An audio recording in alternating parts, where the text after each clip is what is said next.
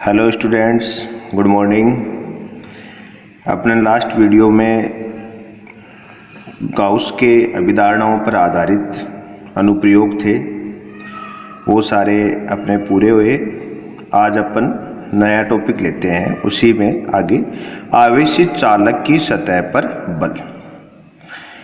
अब देखो, आवेशित चालक की सतह पर बल, force on the surface of charge conductor. इसके को समझने से पहले एक बात अपने को देखनी है, क्या कि किसी भी चालक को दिया गया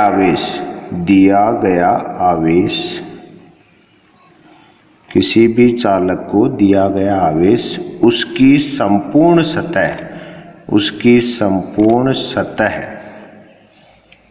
पर वितरित हो जाता है। मतलब आप अगर किसी भी चालक को आवेश दोगे तो उसकी सतह पर फैल जाएगा। जैसे देखो, अपन ये कोई वर्ताकार टाइप का अपने को चालक ले लिया, गोलीय कोष ले लो, चालक गोला ले लो। इसको यदि अपने क्यू चार्ज दिया तो वो क्यू चार्ज इसकी सतह पर फैलेगा। किस पर फैलेगा? सतह पर। इसके आयतन में नहीं फैलेगा। आयतन में कुचालक में होता है। चालक को दिया गया आवेश हमेशा क्या होता है? उसकी सतह पर वितरित रहता है। पहली बात, ठीक है। अपन गाउस में ये भी पढ़ चुके हैं कि किसी भी चालक या मतलब गोलीय कोष हो या चालक हो, उसके भीतर विद्युत क्षेत्र का मान क्या होता है? शून्य। तो ऐसे अपन इसमें दो बिंदु ले लेते हैं। एक तो भीतर लेते हैं Q, एक अपने यहाँ पर बाहर लेते हैं बिंदु कोई P। दो बिंदु ले लिए, ठीक है। साथ में क्या हुआ कि इस चालक को अगर अपन छोटे छोटे अल्पांशों में ऐसे विभाजित करते हैं, छोटे छोटे अल्पांश ले लें, मतलब ये अल्पांश ले लिया AB, ठीक है। तो अपने क्या कहा? AB क्या है? चालक सतह का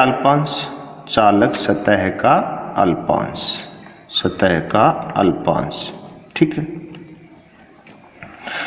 एक इस DQ AB अल्पांश का आवेश, जो आपने अल्पांश लिया उस पर कोई DQ आवेश, ठीक है। अब आप जानते हो ये अल्पांश है, ये पूरा क्या है? इस पर जो भी DQ चार्ज होगा वो क्या होगा? पॉजिटिव। और बाकी जो बचा हुआ चालक सतह है, देखो ACB, इस पर भी क्या है? पॉजिटिव।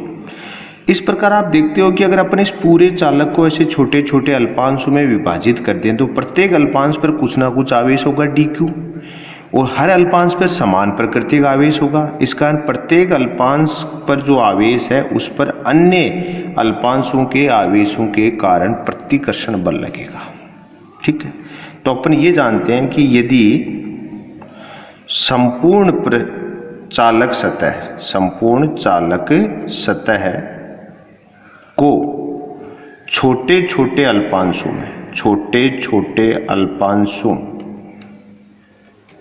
विभक्त कर दे तो प्रत्येक अल्पांश पर अन्य अल्पांशों के कारण प्रतिकर्षण बल लगेगा। ये चीज रहेगी, ठीक है। अब अपन इसको छोटे छोटे अल्पांशों में विभाजित करेंगे तो एक भी, तो हर अल्पांश पर क्या होगा? अन्य अल्पांश क्या लगाएंगे? प्रतिकर्षण बल। ये तो एक सामान्य सी बात है। तो परिणामी बल क्या होगा? परिणामी बल किस पर? किसी भी अल्पांश पर। तो वो क्या होगा? सभी बलों का बीजगणितीय योग। सभी बलों का बीजगणितीय योग नहीं, सभी बलों का सदिश योग, क्योंकि बल क्या है? सदिश राशि, सदिश योग। ये चीज तो अपन जानते हैं। सभी बलों का क्या हो जाएगा? सदिश योग, ठीक है। अब ये चीज तो लग गया। इस प्रकार ये तो पता लग गया कि किसी भी चालक को अगर अपन आवेश देंगे तो उसकी सतह पर वितरित होगा, और साथ में क्या होगा कि आप भी जानते हो कि यदि सतह को अपन छोटे छोटे अल्पांशों में तोड़ देंगे तो प्रत्येक अल्पांश पर कुछ ना कुछ आवेश होगा, और वो सारे आवेश क्या होंगे? समान प्रकृति के। इसका प्रत्येक अल्पांश पर अन्य अल्पांशों के कारण प्रतिघर्षण बल लगेगा। तो अगर किसी भी अल्पांश पर परिणामी बल चाहिए, किसी भी अल्पांश पर परिणामी बल चाहिए, तो सभी बलों का क्या कर दोगे आप, सदिश योग करोगे। ये चीज तो हुई। अब देखो अपन देखते हैं कि अपना हेडिंग यही है कि आवेशी चालक सतह पर बल ज्ञात करना। अब देखो अपने बल ज्ञात करते हैं। अभी तक तो अपने कंसेप्ट वाली बात करी। ये अपन ने कोई चालक सतह ले ली जिस पर कोई Q पॉजिटिव आवेश आपने दे दिया, ठीक है। ये कोई चालक सतह है जिसको Q आवेश दिया। इसके एक अंदर बिंदु ले लिया कैपिटल Q, बाहर बिंदु ले लिया P, ठीक है। अब इसका एक अल्पांश ले लेते हैं AB, ठीक है। तो अपन मानते हैं कि AB अल्पांश के कारण विद्युत क्षेत्र बराबर E1। AB जो अल्पांश है इस पर जो आवेश होगा उसके कारण जो विद्युत क्षेत्र होगा उसको क्या मान लिया, E1। और आप कहते हैं शेष बचे भाग शेष कौन सा भाग हो गया, AC मान ले आप, ACB के कारण विद्युत क्षेत्र क्या मान ले इसको, E2, ठीक है। अपने दो विद्युत क्षेत्र मान लिया, एक तो अल्पांश AB के कारण जो विद्युत क्षेत्र उसको क्या मान लिया, E1, और जो शेष बचा हुआ भाग था ACB इसके कारण जो विद्युत क्षेत्र उसको क्या मान लिया, E2, ठीक है। अब देखो अपन एक तो बिंदु P ले रखा है, वो तो बाहर है, तो अपन बात करें बिंदु P पर परिणामी विद्युत क्षेत्र क्या होगा, अपन गाउस में पढ़ चुके हैं, क्या होगा, EP बराबर सिग्मा अपॉन एप्सिलॉन नॉट। क्या आएगा, सिग्मा अपॉन एप्सिलॉन नॉट या KQ अपॉन R स्क्वायर। एक ही बात है, ये अपन पहले पढ़ चुके हैं, ठीक है। अब देखो बिंदु P पर अपन माने AB, ये आपका अल्पांश है, इसके कारण विद्युत क्षेत्र आपने क्या माना है, E1, प्लस के कारण इस पर इधर विद्युत क्षेत्र की डायरेक्शन क्या होगी, E1 की डायरेक्शन ये होगी कि नहीं होगी, क्योंकि प्लस के कारण विद्युत क्षेत्र क्या होता है, बाहर की ओर, ठीक है। ऐसे आप बचा हुआ देखो ACB, इस पर जो आवेश है वो कैसा, प्लस है, इसके अंदर जब विद्युत क्षेत्र बिंदु P पर क्या होगा, बाहर की ओर, तो यहाँ पर E2 की डायरेक्शन भी यही आएगी, E2 की डायरेक्शन भी यही आएगी। क्यों, क्योंकि देखो बिंदु P पर AB वाले जो अल्पांश है उसके कारण विद्युत क्षेत्र और ACB वाले भाग के कारण विद्युत क्षेत्र दोनों समान दिशा में है, इस कारण दोनों जुड़ जाएंगे। तो अपन बात करें क्या करें, बिंदु P पर क्या होगा, AP बराबर क्या होगा, E1 प्लस E2, दोनों जुड़ेंगे कि नहीं जुड़ेंगे, समान दिशा में, और ये मान किसके इक्वल होगा, इक्वल किसके होगा, सिग्मा अपॉन एप्सिलॉन नॉट, ठीक है। ये आपकी कोई इक्वेशन नंबर फर्स्ट मान लो। अब देखो बिंदु Q पर बात करें, बिंदु Q पर विद्युत क्षेत्र तो EQ बराबर होगा 0। क्यों, क्योंकि किसी भी चालक के भीतर विद्युत क्षेत्र की वैल्यू क्या होती है, 0। चालक में विद्युत क्षेत्र क्या होता है, अंदर की तरफ क्या होता है, 0। ये अपन गाउस में पढ़ चुके हैं, याद होना चाहिए आपको कि किसी भी चालक के भीतर विद्युत क्षेत्र क्या होता है, 0। ये तो हुआ। अब यहाँ पर डायरेक्शन की बात करें, ये AB है, AB के कारण क्या होगा, विद्युत क्षेत्र ऐसे इस बिंदु P पर इस साइड में, तो अपन ने बात कर लिया कि E1 की डायरेक्शन तो ये आ जाएगा। अब देखो ACB, ये क्या प्लस, इसके कारण बिंदु Q पर विद्युत क्षेत्र क्या होगा, इससे दूर, इस टाइप से, तो ये आएगा इधर E2, ठीक है। आपको दोबारा ध्यान चाहिए कि जब भी प्लस के कारण विद्युत क्षेत्र निकालते हैं तो प्लस आवेश की साइड में क्या होती है, टेल, मतलब पूंछ, उससे दूर हटते हुए एरो से बनता है। तो यहाँ पर Q पर देखो इस प्लस के कारण विद्युत क्षेत्र इस दिशा में और इधर वाले प्लस के कारण इस दिशा में, तो E1 और E2 एक दूसरे के उल्टे आ जाएंगे। तो अपन बात करेंगे देखो EQ बराबर E1 माइनस E2 और बराबर 0, ठीक है। तो यहां से ये भी क्या सिद्ध हो गया, E1 बराबर क्या हो गया, E2, सिद्ध हुआ नहीं हुआ, E1 बराबर E2। ये अगर ये कहें कि उपरोक्त मान समीकरण 1 में रख दें, समीकरण 1 में रखने पर इसमें रख दो, रखने पर एक में रखोगे तो देखो क्या आ जाएगा, E1 प्लस E2 बराबर क्या आपका सिग्मा अपॉन एप्सिलॉन नोट। तो यहाँ पर क्या रखोगे, या तो 2E1 बराबर 2E2 बराबर सिग्मा अपॉन एप्सिलॉन नोट। तो E1 बराबर E2 बराबर सिग्मा अपॉन 2 एप्सिलॉन नोट। इसके कारण विद्युत क्षेत्र का मान हमारे पास प्राप्त हो गया। AB अल्पांश या ACB के कारण जो विद्युत क्षेत्र आएगा बिंदु P पर वो क्या आएगा, कहीं भी निकालोगे तो वो आएगा सिग्मा अपॉन 2 एप्सिलॉन नोट। ये अपन ने सिद्ध कर दिया। लेकिन देखो अपने को ज्ञात क्या करना है, अपने को ज्ञात करना है बल का मान, हमें ज्ञात करना है बल का मान। अब आप भी जानते हो कि बल के लिए अगर सबसे पहले तो हमें क्या चाहिए था, विद्युत क्षेत्र का मान। इसका अपन ने विद्युत क्षेत्र का तो मान निकाल लिया। अब देखो आगे क्या है, अल्पांश AB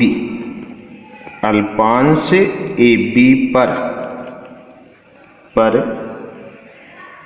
ACB के कारण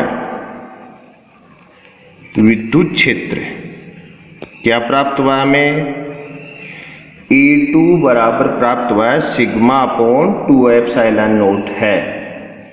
तो AB अल्पांश के आवेश DQ पर लगने वाला बल क्या होगा, कोई DF इज इक्वल टू क्या कहोगे आप, DQ इंटू E। क्यों, क्योंकि हम फॉर्मूला जानते हैं F बराबर QE, ये फॉर्मूला होता है। F बराबर क्या होता है, QE। तो हमने कह दिया अल्पांश AB पर ACB के कारण विद्युत क्षेत्र का मान अपन निकाल चुके। E2 बराबर क्या है, सिग्मा अपॉन 2 एप्सिलॉन नोट। और AB अल्पांश का आवेश क्या माना हुआ आपका, DQ। तो DQ पर जो बल लगेगा वो क्या होगा, F बराबर QE। तो DF बराबर Q इंटू E। अब देखो यूं करते हैं, DF is equal to F बराबर QE, तो E की वैल्यू क्या है, sigma upon 2 epsilon naught into DQ। ये आपका इसकी वैल्यू आ गई। अब अगर आप संपूर्ण पृष्ठ के लिए बात करें, किसके कारण बात करें, संपूर्ण। अब देखो यहां पर एक चीज और कर सकते हो आप कि सिग्मा अपॉन 2 एप्सिलॉन, अब DQ को भी अगर आप चाहो तो चेंज कर सकते हो। क्या चेंज कर सकते हो, अपन जानते हैं कि DQ upon DS is equal to होता है sigma. DQ upon DS is equal to sigma. तो DQ इज इक्वल टू क्या हो जाएगा, सिग्मा इंटू DS। तो आप लिख सकते हो DF is equal to sigma upon 2 epsilon naught into sigma into DS। तो DF इज इक्वल टू हो गया sigma square upon 2 epsilon naught into DS। ये हमारा फोर्स की वैल्यू आ गई। अब कहेंगे यदि संपूर्ण पृष्ठ पर बल ज्ञात करना हो तो क्या करोगे आप, DF की जगह तो क्या हो जाएगा, F इज इक्वल टू समाकलन sigma square upon 2 epsilon naught into DS। आप भी जानते हो कि अल्पांश से पूर्ण चीज ज्ञात करनी तो हम क्या करते हैं, समाकलन। तो अपने जो अल्पांश पर जो बल की वैल्यू आई उसका क्या कर लिया, समाकलन। तो ये पूर्ण चीज आ गई, ठीक है। दूसरी देखो P बराबर क्या होता है, F अपॉन A, मतलब दाब बराबर होता है बल बट्टा क्षेत्रफल। ये फॉर्मूला आप जानते हो, pressure is equal to force upon area. तो अपन यूं भी लिख सकते हैं, देखो DF इज इक्वल टू क्या है, sigma square upon 2 epsilon naught into DS। तो अपन लिख दें DF upon DS is equal to sigma square upon 2 epsilon naught, या P बराबर sigma square upon 2 epsilon naught. ये आपका दाब का फॉर्मूला है, विद्युत दाब। ये कौन है, विद्युत दाब। ये क्या आ गया आपका, विद्युत दाब आ गया, ठीक है। दूसरी बात, क्योंकि ये जो आपका फोर्स का सिग्मा ये है, इसको भी आप चाहो तो चेंज कर सकते हो। क्या होता है, क्यों, क्योंकि इसको अगर आप चेंज करना चाहो तो उस कंडीशन में क्या होगा कि जैसे अपने पास एक चेंज और करना चाहो तो अपन जानते हैं क्या हुआ, E इज इक्वल टू क्या आया था हमारे पास, EP बराबर क्या था, सिग्मा अपॉन एप्सिलॉन नोट। तो अपन यूँ कह सकते हैं sigma is equal to E into epsilon naught. तो F इज इक्वल टू क्या हो सकता है, देखो सिग्मा की जगह क्या रखते हैं, E इंटू एप्सिलॉन नोट का whole square upon 2 epsilon naught into DS। तो F बराबर क्या हो जाएगा, E epsilon naught upon 2 into DS। ये समाकलन, ये विद्युत क्षेत्र के पदों में, ये किस में आ गया, विद्युत क्षेत्र के पदों में अगर हमें ज्ञात करना हो तो हम ऐसा भी कर सकते हैं। देखो, और बल की दिशा, बल की दिशा क्या होगी हमेशा, बल की दिशा पृष्ठ के लंबवत, पृष्ठ के लंबवत बाहर की ओर, लंबवत बाहर की ओर होगी, की ओर होगी। ठीक है, ये आपके फोर्स की वैल्यू आ गई। ये सेम ये वैल्यू बस अपने सिग्मा की जगह क्या लिख दिया अपन, तो ये चेंज अपन ने कर लिया। अब एक बार इसको अब दोबारा देख लो, आपने क्या कैलकुलेट किया है दोबारा समझ लो। हमारा हमने कोशिश क्या करी, आवेशित चालक की सतह पर बल। ठीक है, तो सबसे पहले तो हमें ये पता होना चाहिए किसी भी चालक को अगर आवेश दिया जाता है तो वह उसके संपूर्ण पृष्ठ पर समान रूप से फैल जाता है। ठीक है, फिर हमने कहा जैसे ये कोई आवेशित चालक सतह है, इसको आवेश दिया तो आवेश पूरे पृष्ठ पर समान रूप से फैल गया। फिर हम कहेंगे यदि हम इसको छोटे छोटे अल्पांशों में ऐसे ब्रेक करते हैं, छोटे छोटे अल्पांशों में तोड़ दें ऐसे, तो प्रत्येक अल्पांश पर अन्य अल्पांशों के कारण कौन सा बल लगेगा, प्रतिकर्षण। क्यों, क्योंकि सारे आवेश क्या होंगे, समान नेचर के। तो जैसे अपने यहाँ पर AB अल्पांश लिया तो इस पर आवेश क्या ले लिया अपन ने, DQ। तो DQ आवेश पर अन्य सब के कारण कैसा होगा, जो भी बल लगेगा अन्य जो भी अल्पांश होंगे वो सब किस नेचर का होगा, प्रतिकर्षण का। इस कारण अपन कहते हैं कि यदि संपूर्ण चालक सतह को छोटे छोटे अल्पांशों में विभक्त कर दें तो प्रत्येक अल्पांश पर अन्य अल्पांशों के कारण प्रतिकर्षण बल लगेगा।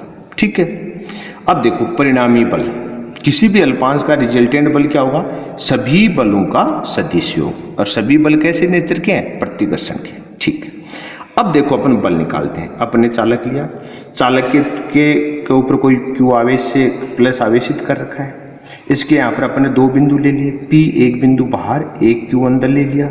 बिंदु P पर परिणामी विद्युत क्षेत्र निकालना होगा तो उसकी वैल्यू क्या होगी, गाउस के अनुसार क्या होगी, सिग्मा अपॉन एप्सिलॉन नोट। ठीक है, फिर अपन ने क्या हुआ, इस चालक को अल्पांश ले लिया AB अल्पांश के कारण जो भी विद्युत क्षेत्र होगा उसकी डायरेक्शन बिंदु P पर क्या आएगी, बाहर की ओर। ऐसे बचा हुआ हिस्सा कौन सा है, ACB, इस पर जो भी आवेश है इसके कारण भी बिंदु P पर विद्युत क्षेत्र डायरेक्शन आएगी बाहर की ओर।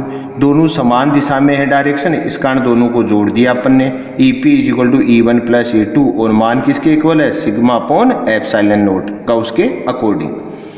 ऐसे अपन बिंदु Q पर बात करें, बिंदु Q पर AB वाला जो पॉजिटिव चार्ज होगा उसके कारण विद्युत क्षेत्र E1 की डायरेक्शन नीचे की ओर, और जो बचा हुआ भाग है ACB, इसके कारण विद्युत क्षेत्र E2 की डायरेक्शन ऊपर की ओर। दोनों की डायरेक्शन एक दूसरे अपोजिट हैं, इस कारण अपन ने एक दूसरे के अपोजिट हैं तो अपन ने घटा दिया E1 माइनस E2। अब देखो बिंदु Q क्या है, अंदर स्थित है चालक के, और चालक के अंदर आवेश की वैल्यू विद्युत क्षेत्र की वैल्यू क्या होती है, 0। इसका हमने लिख दिया E1 माइनस E2 बराबर 0, ये दोनों इक्वल। अब यहाँ से सिद्ध हो गया कि E1 और E2 की वैल्यू सेम है, तो इसको अपन इक्वेशन फर्स्ट में रख दिया। तो यहाँ से संबंध आ गया कि E1 बराबर कह दो या E2 बराबर क्या मान आएगा, सिग्मा अपॉन 2 एप्सिलॉन नोट विद्युत क्षेत्र का मान आ जाएगा। ठीक है, अब देखो अल्पांश AB पर ACB के कारण विद्युत क्षेत्र, अल्पांश AB पर ACB के कारण विद्युत क्षेत्र, मतलब छोटे वाले पर अपन ने बड़े वाले के कारण क्या प्राप्त हुआ है, सिग्मा अपॉन 2 एप्सिलॉन नोट। अभी तो AB अल्पांश पर कोई भी आवेश क्या मान लिया अपन ने, DQ पर लगने वाला बल, तो क्या होगा, F बराबर QE। तो F बराबर QE का फॉर्मूला लगा दिया, तो F की जगह तो क्या आ जाएगा, DF। क्यों, क्योंकि संपूर्ण आवेश थोड़ी लिया, एक अल्पांश लिया, तो DQ इंटू E की वैल्यू आपके पास है, तो sigma upon 2 epsilon naught into DQ, ये आपके इसका वैल्यू आ गई। अब DQ को अगर चाहो आवेश को तो आप चेंज कर सकते हो, कैसे, DQ अपॉन DS क्या होता है, सिग्मा पृष्ठीय आवेश घनत्व है तो dq बराबर सिग्मा इंटू ds, इसमें पुट कर दिया तो हमारे पास है AB जो अल्पांश है उसके आवेश पर लगने वाले बल की वैल्यू प्राप्त हो गई। अगर ऐसे ही अपन संपूर्ण पृष्ठ के लिए बल ज्ञात करें तो इसका क्या कर दो, समाकलन। भाई संपूर्ण के क्या कर दिया, समाकलन, पहली बात।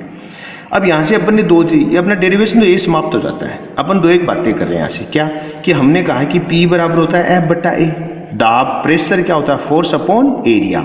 तो यहाँ पर देखो हमारे पास DF is equal to sigma square upon 2f to ds, ये कौन है, क्षेत्रफल, ये कौन है, फोर्स। इन दोनों का रेशो लोगे तो आपको क्या आ जाएगा, P। इसका इन दोनों का अनुपात ले लिया, इसको P लिख दिया। यहाँ पर P ये किसको निरूपित कर रहा है, विद्युत दाब को, तो P is equal to sigma upon 2f0, पहली बात। दूसरी बात मैंने कहा अगर आप चाहो तो इसको चेंज कर सकते हो, कैसे, कि आपने कहा कि अपने पास विद्युत क्षेत्र, परिणामी विद्युत क्षेत्र क्या आया था, सिग्मा अपॉन एप्सिलॉन। सिग्मा को क्या लिख सकते हो आप, E इंटू एप्सिलॉन नोट, तो इसमें लिख दो E इंटू एप्सिलॉन नोट, तो E इंटू एप्सिलॉन नोट का होल स्क्वायर, ds अपनी जगह, नीचे 2 एप्सिलॉन नोट, तो एप्सिलॉन नोट का ऊपर स्क्वायर है, नीचे एप्सिलॉन, एक से एक कैंसिल हो जाएगा, बचा हुआ f क्या हो जाएगा, समाकलन E epsilon naught upon E square, sorry E square epsilon note बटे 2 इंटू ds, ये अपना रिजल्टेंट वैल्यू आ जाएगी, ये E स्क्वायर हो जाएगा, ठीक है। और बल की दिशा क्या होगी, अभी अपने देखा था रिजल्टेंट क्या रहे, बाहर की ओर, तो इस कारण बल की दिशा पृष्ठ के लंबवत बाहर की ओर आएगी, ठीक है। तो ये वैल्यू अपने को ध्यान रखनी है। सेकेंडरी क्या है कि अपन ने आजकल लास्ट के अंदर एक आपको एक ऑब्जेक्टिव क्वेश्चन दिया जाएगा और उस क्वेश्चन का आंसर आपको कमेंट के रूप में देना है। तो अपना जो लास्ट वीडियो था उसका जो क्वेश्चन था उसके अंदर मैंने आपसे पूछा था कि किसी भी कुचालक गोले के कारण, किसी भी कुचालक गोले के कारण विद्युत क्षेत्र की तीव्रता का अधिकतम मान कहाँ होता है। तो आपने देखा होगा उसमें ग्राफ कैसा था आपका, मैंने आपको ग्राफ भी खींच के बताया था। अपने कुचालक गोले के लिए ग्राफ ये आया था, ऐसे करके यहाँ पर घटता हुआ। तो आपने देखा था कि अंदर की ओर तो E समानुपाती R और बाहर की साइड में E व्युत्क्रमानुपाती R स्क्वायर। तो मैक्सिमम वैल्यू कहाँ हुई, पीक पर, small r is equal to R पर।